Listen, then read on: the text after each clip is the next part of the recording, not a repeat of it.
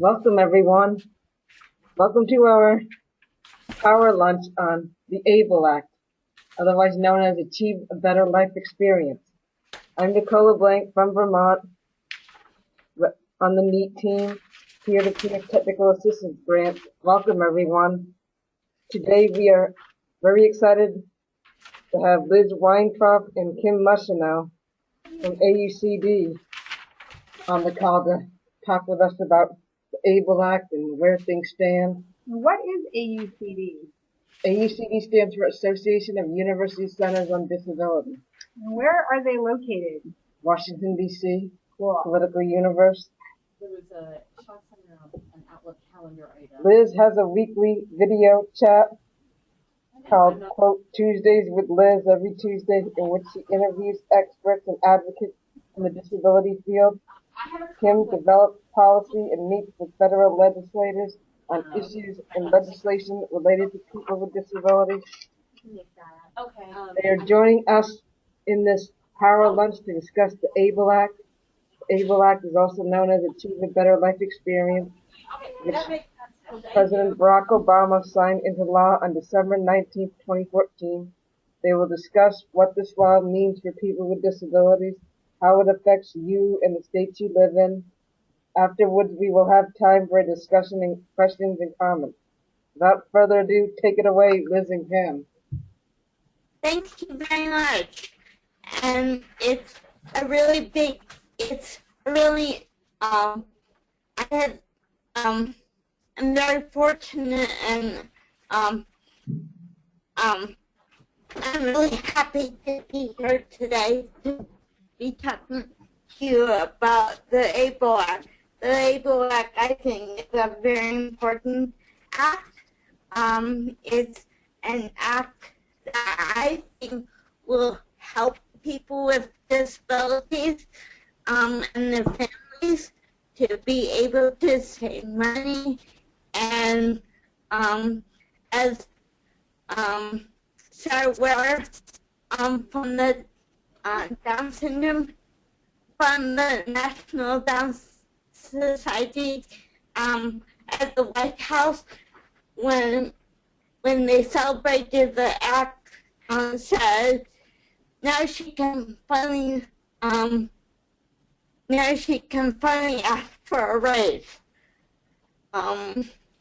And I think that's a huge deal because for a lot of people, asking for a raise was scary because we were afraid that we would always lose our benefits. So let's start. This act is called the, and thank you, Nicole, and Sky for organizing this webinar. So let's get started. The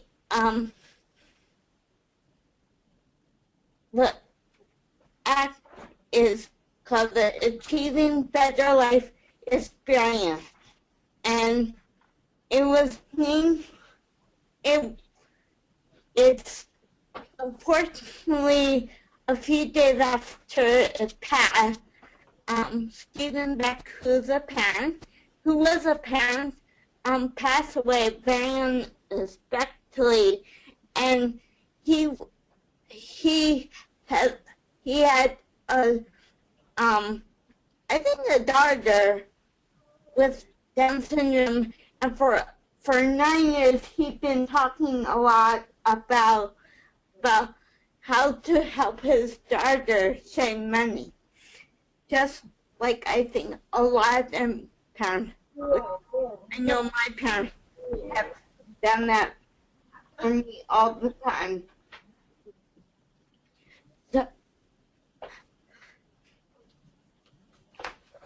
So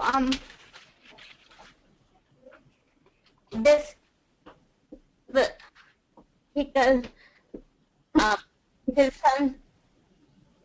his son or daughter had Down syndrome, they took a lot of a lot of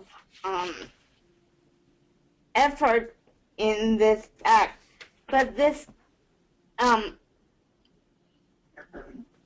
act was a really this legislation was a group effort by a lot of organizations, and we'll talk about that later. But this is a bipartisan effort. Bipartisan, that means that the Republicans and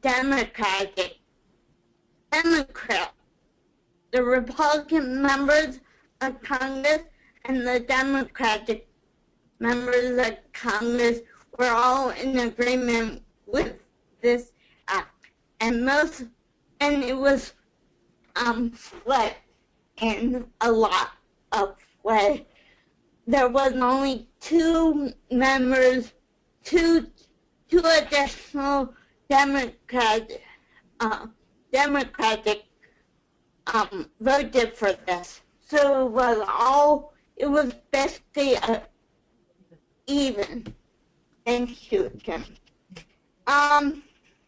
It was introduced in the 113th Congress, and it was passed in the 114th Congress, which was, in my opinion, a very short time to pass a law. There was a lot of broad support for this. There were many people and many organizations that was for this, in support of this act and eventually this law.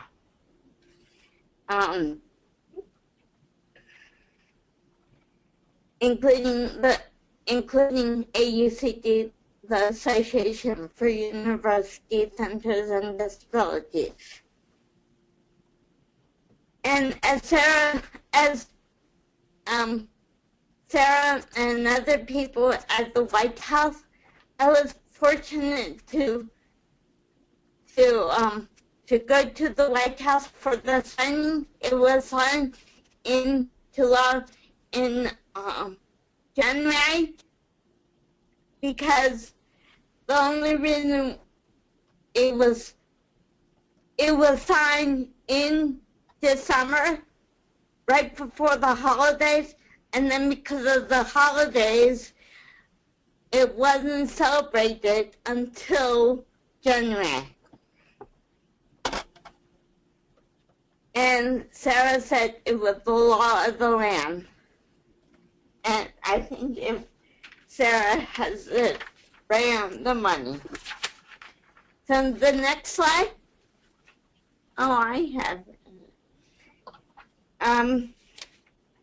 You need to have $14,000 in your account up to $14,000 in your account, and this isn't a regular account that you go to your regular bank. I go to Chevy Chase here in Maryland, but this is a special account where you can save money. This is a tax advantage saving account, and it doesn't cost you anything to save money. This is very similar to the if anyone knows about 529 saving account that you can save money to go to college. This is very similar to that account. And for 525, anyone who would like to to save money to go to college can do that. Anyone, but for the ABLE Act, it's just for people with disabilities. Yeah. And just to clarify, it's so you can put up to $14,000 a year into the account, but it doesn't have to be $14,000. It could be $100 a year, and multiple people can contribute to the account. Thank you. Mm-hmm.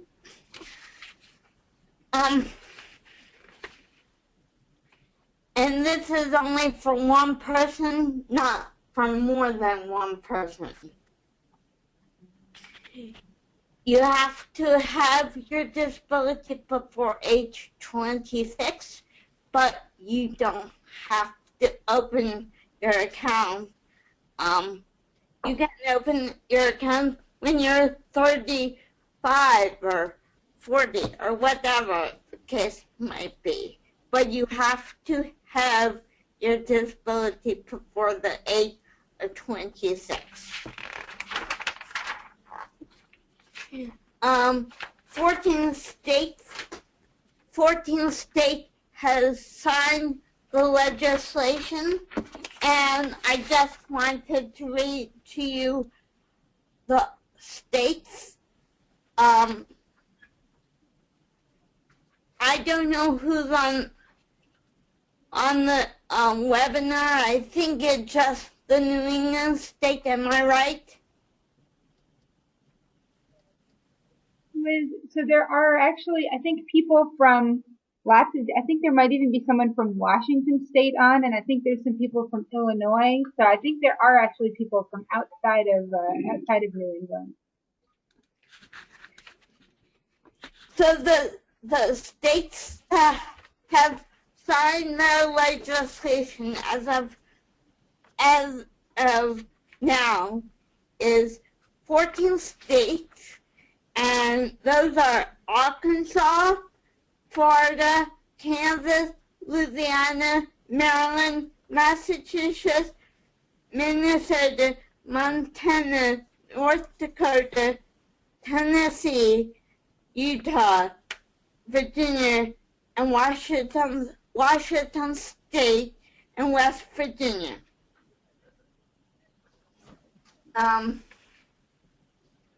40 states have the legislation, but 14 have signed it into law. And 9 states are not introducing the legislation right now. As of right now, we're hoping maybe it will. And 2 have died, which means that they must start over and talk about that. But for so that's, and I can go over which states if you're interested later. So the next slide. What can ABLE Act be used for? It can be used for education, housing, transportation, employment, training and support, assistive technology, and personal support services, health, prevention and wellness, money issues, and people to help them with legal fees if you go to the lawyers or you need legal help with the law, and oversight and monitoring your services, and unfortunately if you die or you have loved ones who are dead, died, and you need help with that, it will cover that. And then any other expenses that are approved by the Secretary of Treasury under the regulation of the purpose of the program. Does that make sense? So it can't be used for vacations or for fun things. I wish it would. No Disney World vacations. Yes. Then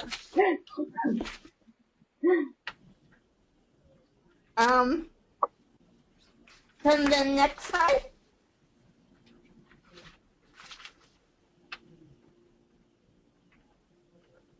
Who can open a account? It depends on the different state laws.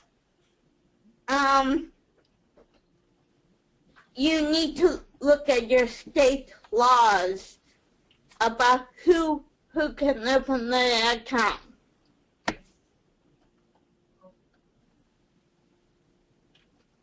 We're having technical problems. There you go. Okay. Although it can open, That's what it was. yeah.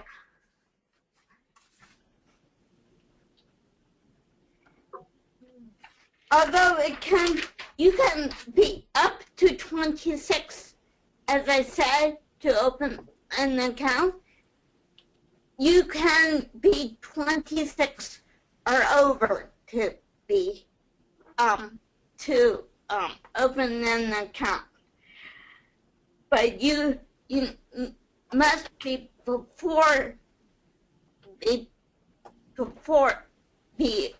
disabled before 26 and have to meet the Social Security income benefits to get SSI, or to meet criteria about from the Social Security system, and then further establish regulation, including a doctor's diagnosis.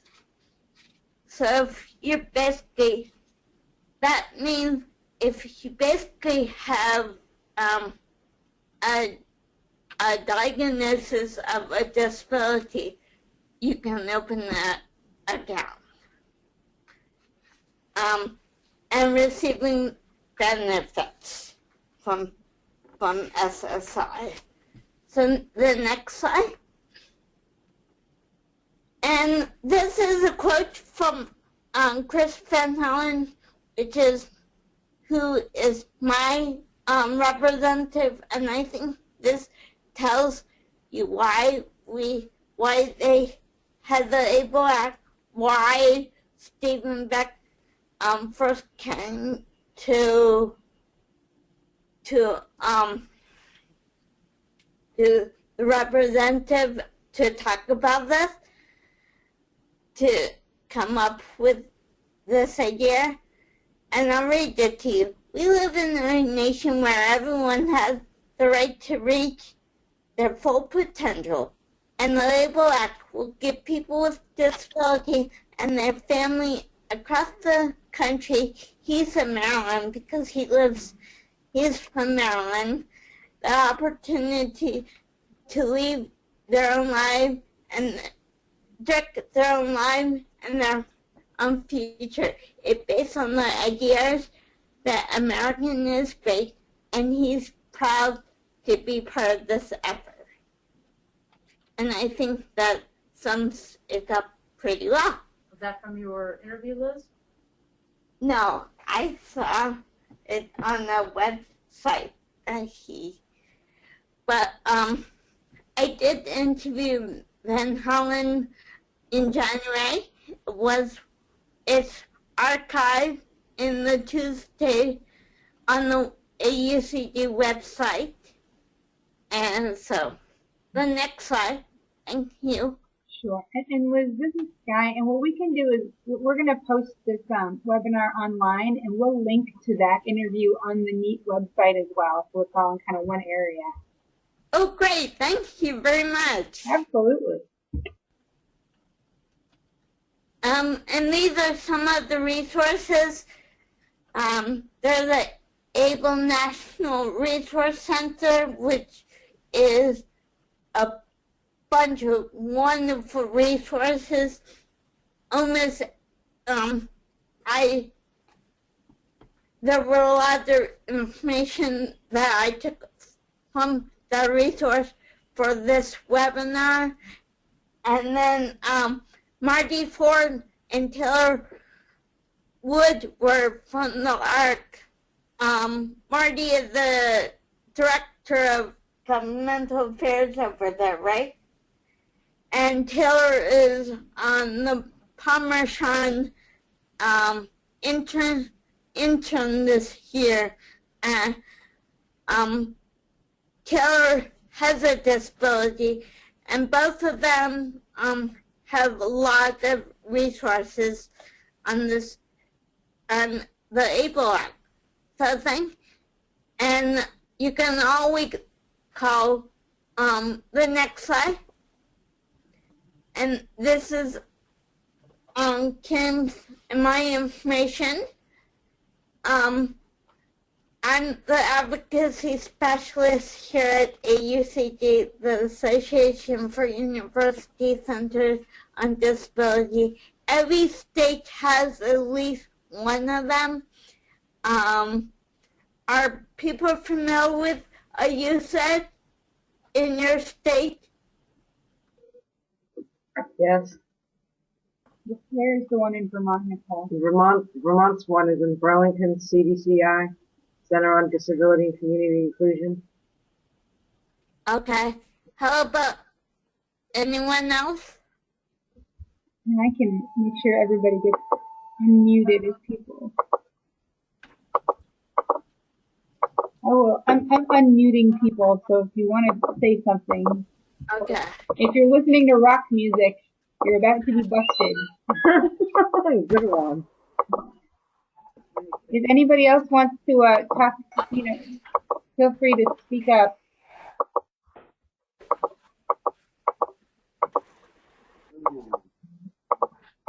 Well, anyway, I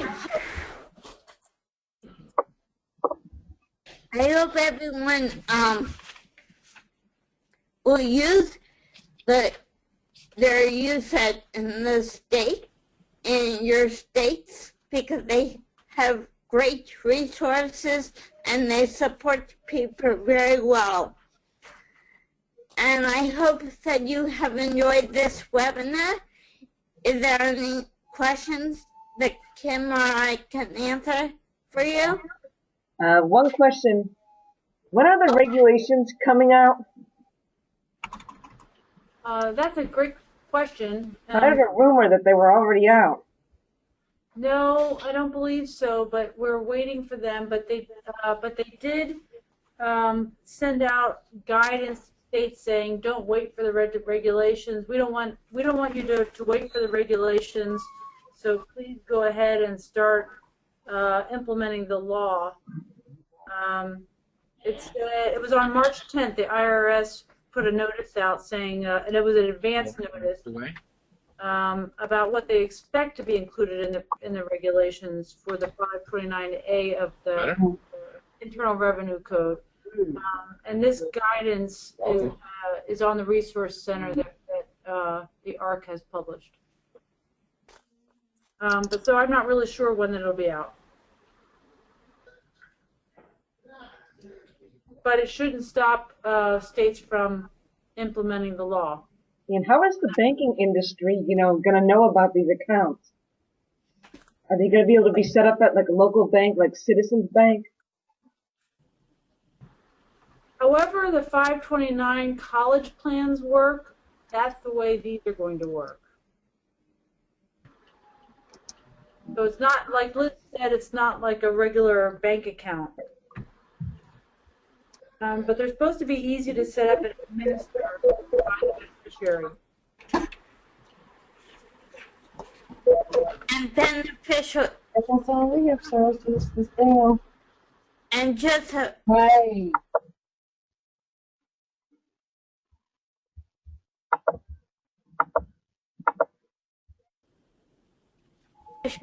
means that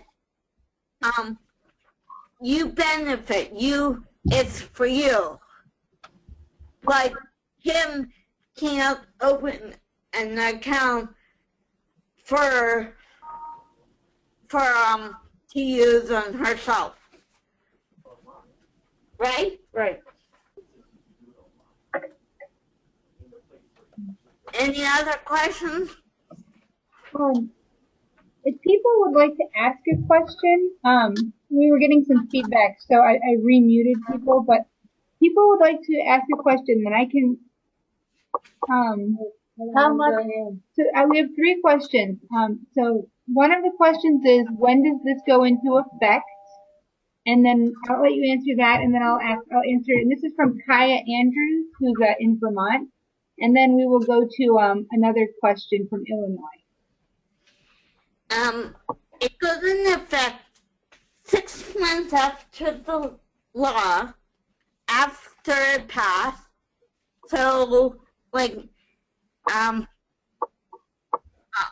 it passed in Massachusetts, or it's, I'm looking, About Vermont. Did Vermont pass one? Sky, did Vermont pass one, right? Law? no. Don't know what it says. I know it was getting attached onto an economic bill. So is there anybody on the phone who is in one of the states that has passed the law, and do they know where to go to find out how to sign up? And again, if anybody wants to answer that, all you have to do is click on the little red line over your microphone and you can be unmuted. Or you just raise your hand and I can unmute you for you. How much do you have to have to start it? Let me add that question to our question bank.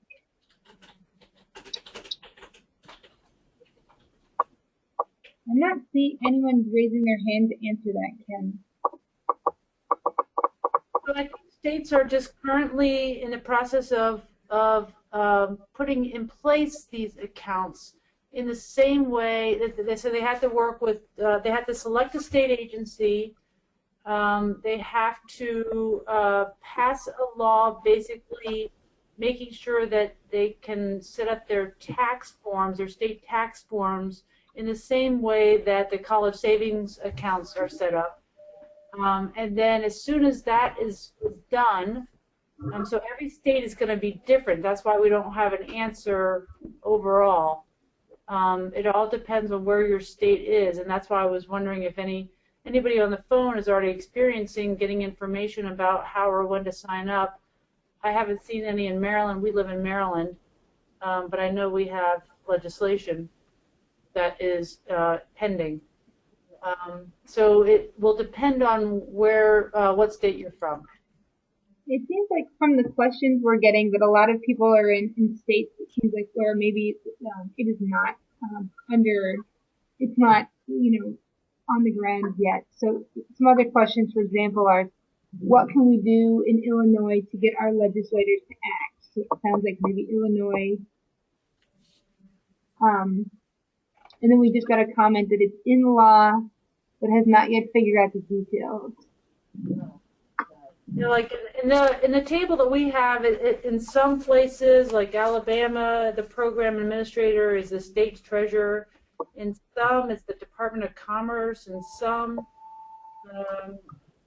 it's in the higher education and in Colorado. So it's interesting that they have to specify a state agency.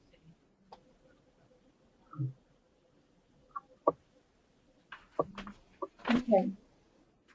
So it looks like if you go to your state treasury department, that's the best place. That's where most of them are. Okay, so that's a good place for people to start, is to call their state treasury department. And is this Sally Fischel from Illinois says, what can we do in Illinois to get our legislators to act? Do you have any thoughts on that? That's a great question. I think making sure that your governor is aware of the opportunity to create ABLE accounts, I think is important. Educating your state legislators is important, especially if they're on like a committee with jurisdiction over taxes, like maybe finance or ways and means in your state, and making sure that they're aware of this program and that they should be setting up passing laws. Or Economic Development Committee. So another question that we have is, this is from Tammy Mills in New Hampshire. Hi, Tammy. And it says, is there a way for me to get some additional information about the ABLE Act? The reason I ask is because I've never read the article about it, and I'm curious as to how I can get more information in print. This is Tammy from Plainfield, New Hampshire. If you go to your computer right now and type in ABLE National Resource Center, then you can get understanding the ABLE Act webinar. You can get state-by-state legislation, and also NDI also has a lot of good information on ABLE Act. And you can also go to Tuesdays with Liz about, and I interviewed Chris Van Helen, and you can listen to him. And our next question is from David. I told David, I'm not sure where you're from, maybe the Midwest. He says, is Iowa or Illinois working on passing this bill into law? And should I call my state rep? So, David, it sounds like maybe if you go to that ABLE National Resource Center, you can see the state-by-state updates. And Kaya is asking if Vermont has passed this law or not. And Nicole, you're saying that I know it was attached, I want to say it was attached onto an economic bill. but not sure. I don't know definitely right off the top of my head. So we can find out, Kaya. According to I just got a of the form. The words aren't coming to me right now, but chart. Thank you. And the chart says that Vermont is pending legislation, which means that it's in legislation, but it hasn't been signed. Great. And then we have a comment from Emily Rogers in Washington State, and Emily says that Washington has passed the bill into law, but has not yet figured out all the details. Comment from Emily. Well, I'm sorry, Emily? Emily, yes, she's just letting us know that Washington has passed the bill into law. And okay. we have a question from Tammy Mill. So, hey Tammy, are you there? Hi, Tammy. Tammy, you can go on ahead.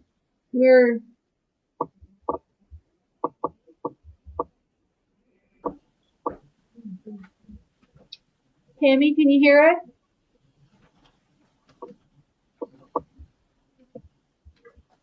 Well, Tammy, you can type the message too as well if you have another question.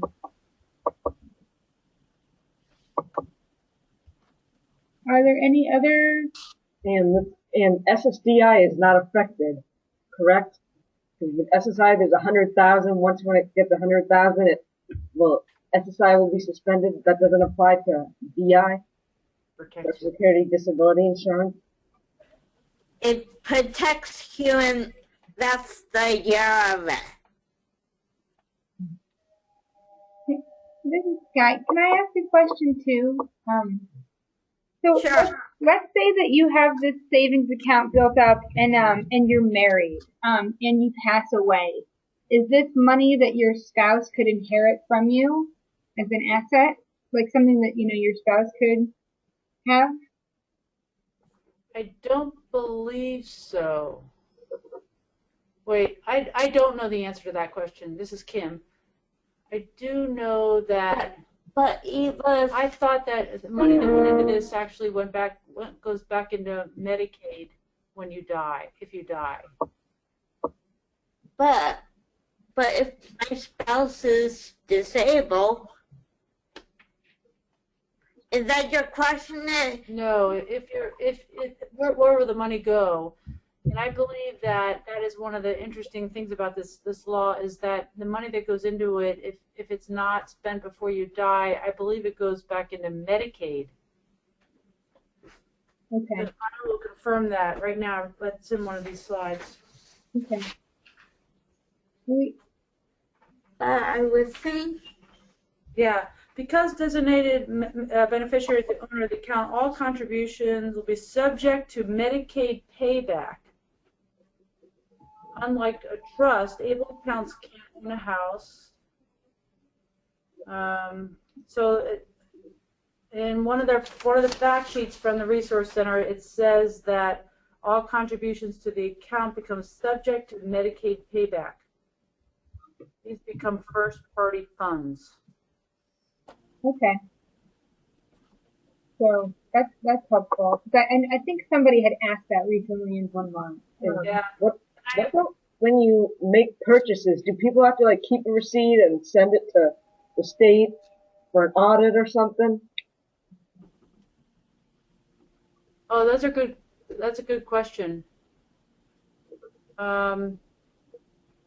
I'm guessing that those would be good ideas, but all we have in front of us are things that you're going to need for qualifications, like proof or criteria for eligibility, documentation of the qualified disability expenses. So that's what you're referring to. So yes, you'll need to have documentation of the qualified disability expenses. Nicole, do you want to read this question? Next question from Kim Clark. How can we help to educate more people and to spread the word about this? We can send you the link to the Resource Center, and maybe you could share that information. There's some really good resources on the National ABLE Act Resource Center, and maybe you could share the information. So we're still waiting for the Department of Treasury to put out regulations. But meanwhile, you should be advocating for your state to pass legislation authorizing these accounts. Right, and I'll also link to the National Resource Center on the NEAT website where we keep this power lunch, and we also, I think, since so many people have asked about it, on the section of our blog we're going to have like this information about the ABLE Act, because it seems like it's a hot topic in a lot of states. So as we gather these information, we'll also kind of have them there, but we'll send everybody towards the resources that Kim and Liz have been sharing. So. We have another question from Tim Tompkins. Tim, are you there?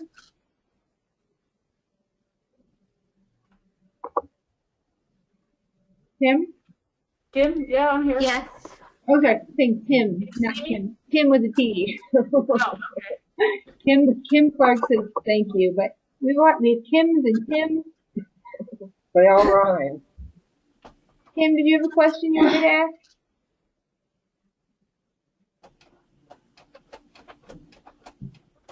If you're having a hard time, all you have to do if you're on the phone is you have a PIN that you should have been sent, and you just have to enter that PIN, and you should be able to speak.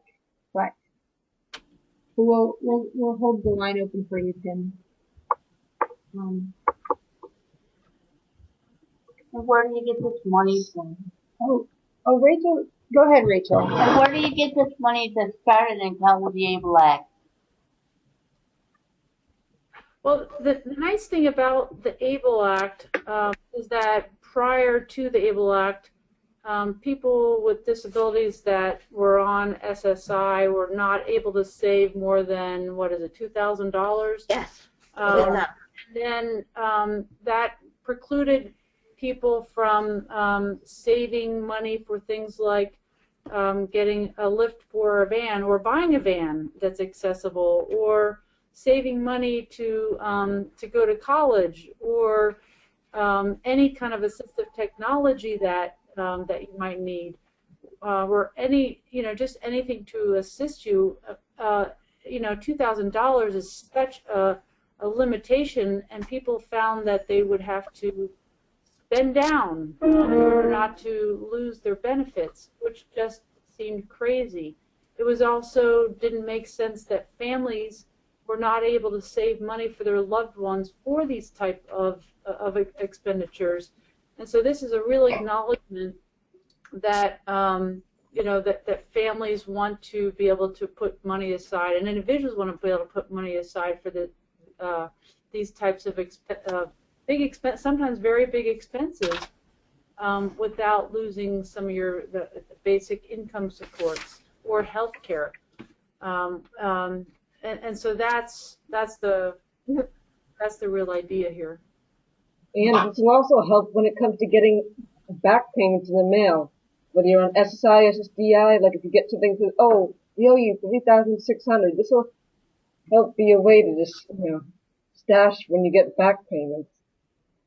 And Rachel, So I also just confirmed that about the Medicaid payback. Any assets remaining in the ABLE account when the person passes away, subject to outstanding qualified disability expenses, will be used to reimburse estate for Medicaid payments made on behalf of the beneficiary after the creation of the ABLE account.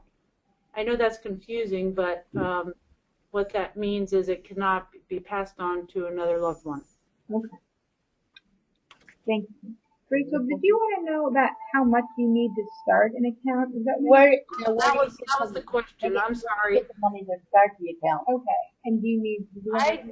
I don't know that there is a minimum, and it might be up to the state. Your SSDI or There's a maximum of $14,000 annually, but you can start saving your money to put into this account, and it will be protected. It won't be taxed, and that's really significant because most people who save money in other accounts, it's taxed.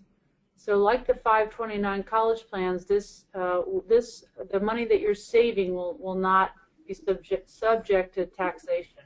So I don't think there's a minimum, but there is a maximum annually. And then there's also an overall maximum of 100,000. If you've got 100,000 in your ABLE account, then you will no longer be eligible to receive SSI payments. It doesn't mean you no longer qualify for Social Security, but you will no longer receive payments if you get to that point. So then you're doing pretty well. And that doesn't count SSDI. And as Sarah Ware said at the White House, and I don't mean to always brag about the White House, but I think it says something that now she can ask for a raise. And I think it tells you that people are afraid to do things with their money or even get a job because of their benefits. Right. I think only SSI is impacted here. That ABLE Act will be disregarded or receive favorable treatment. It's for federally means-tested benefits, which that's SSI. What about food stamps, fuel assistance? Yeah, that would be a means-tested benefit. You want to read this? Another question from New York. Another question from New York. Is that There's Joe D. Joe D is asking, does any of the money from Medicaid help people who have ABLE Act accounts? You mean, can you save money that you get from Medicaid? I'm not sure of the question. Kim, can you type in a clarification? I don't know what the question was. Can you type? A Oh clarification. no, sorry, I was asking the other Kim. Sorry. This is from Kim Clark in New York. No, to Kim Mushino in DC. 1 second. Kim is typing in a clarification. But I think that's how I'm reading it. Is can you use like money from like your other? Well, I won't answer for Kim. I'll let Kim answer. And then Kaya wanted you to say again, are food stamps or fuel assistance affected by this at all? I'd have to look that up, but it says means tested programs, and that would food stamps are means tested. Okay. But I would have to look that up. Okay, so we need to find out more. So Kaya, it would be great if you kind of just keep a list of these questions, and then we can. Kaya's one of the Vermont board members, so that's something that we can look at because I think we're going to be putting together some resources. Well, what it says about that is the account does not count towards establishing or maintaining eligibility for federal means-tested programs. Many state bills extend this to state and local means-tested programs. So it looks like that some of that might be up to different state laws. Okay. Also, Liz and I read that some states are incentivizing individuals and families to contribute to the ABLE accounts.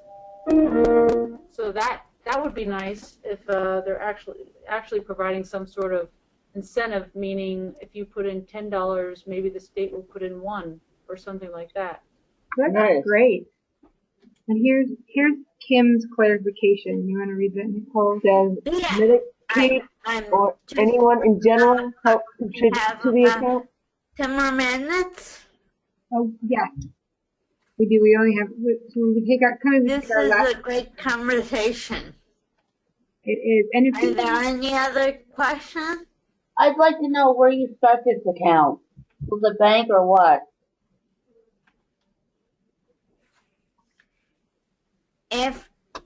If not, you have our information, and please do call either one of us. I guess Yeah, myself. or email us because then we can do a little bit more research into some of your very good and very specific questions.